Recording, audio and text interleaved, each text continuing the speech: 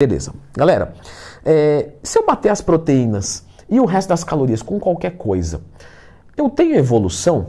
Uma pergunta da hora. Então já clica no gostei, se inscreva no canal. Vamos conversar aqui sobre alguns conceitos. Proteína, carboidrato e gordura. Todas vão fornecer energia, por maneiras diferentes, obviamente, mas todas fornecem energia, portanto todas têm calorias. A proteína faz uma reconstrução muscular de tecidos, né, por ter os aminoácidos e tal. Tô falando de maneira, poderia problematizar mais. Pô, o L-triptofano vira 5-hidroxitriptofano, que pode virar serotonina, então você consumir aminoácidos podem, né, proteína ajudar no seu humor, etc. Mas vamos simplificar um pouco, não precisa de tanto assim, né? Para isso você pode comprar uma coisa de dieta, que aí ele vai te ensinar tudo, vai ficar muito forte, viril, né, magro, feliz. Gordura. Gordura com U, Leandro. Pô, mas que saco, encheu o saco, eu sou paulista, gordura. O consumo faz manutenção da saúde, perfil lipídico e tal, melhora a produção de hormônios, né? Carboidratos, dá energia de uma maneira mais direta, mais rápida, mais eficiente. Então, a proteína, você viu que você não tem como correr, né? Você já entendeu isso aí.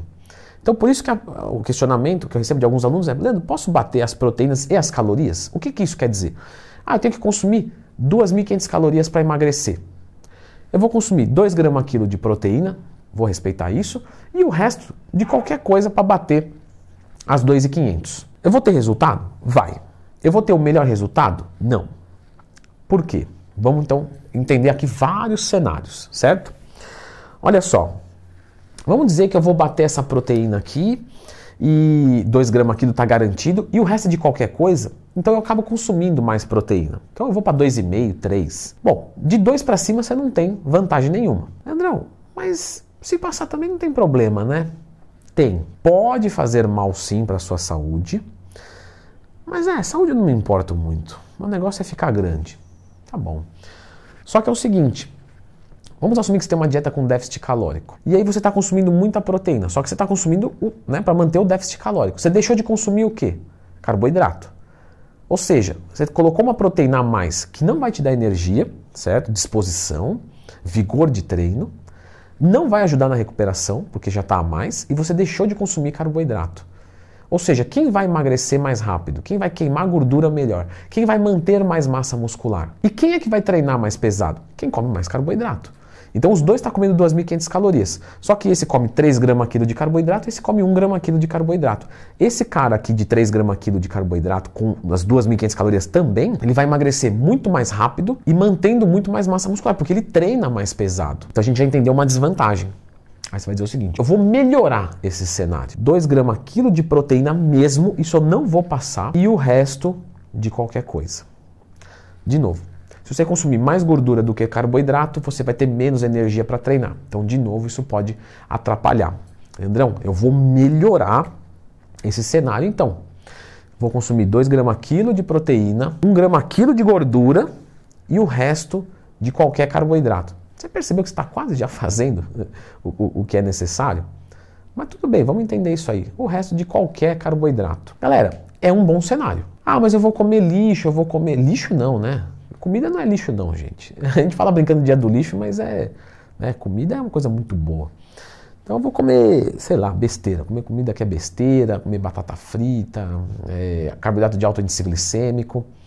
Então, quando você coloca o índice glicêmico alto, você piora a tua sensibilidade à insulina.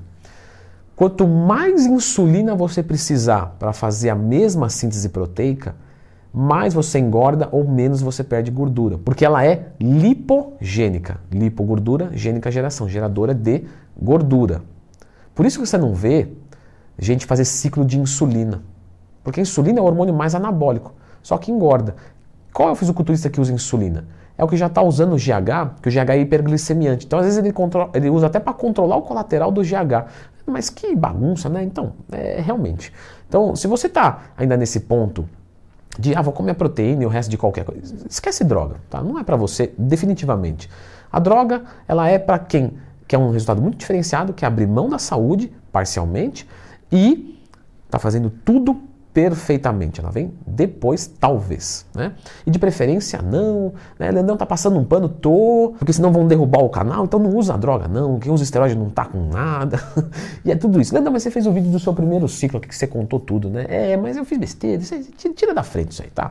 O negócio é ficar natural o resto da vida. Beleza. Então, se você tiver uma insulina que funciona melhor e o índice glicêmico ajuda, não só, tá? Aeróbico, carga glicêmica, outras coisas, mas o índice glicêmico influencia, você vai ter um rendimento melhor. Porém, a gente tem que citar uma coisa aqui muito importante. Vamos dizer o seguinte, poxa, eu estou querendo ajudar minha mamãe. E ela nunca fez dieta, e ela tem mais de 50 anos, então assim, é muito complicado e tal. Ela está muito obesa, eu preciso salvar a vida dela. Você vai levar um nutricionista e tal, mas Leandro, eu não tenho dinheiro para nutricionista. Vamos falar de mundo real. Vamos falar de mundo real. Ninguém está desmerecendo o nutricionista. É óbvio que é o melhor cenário é você levar no profissional.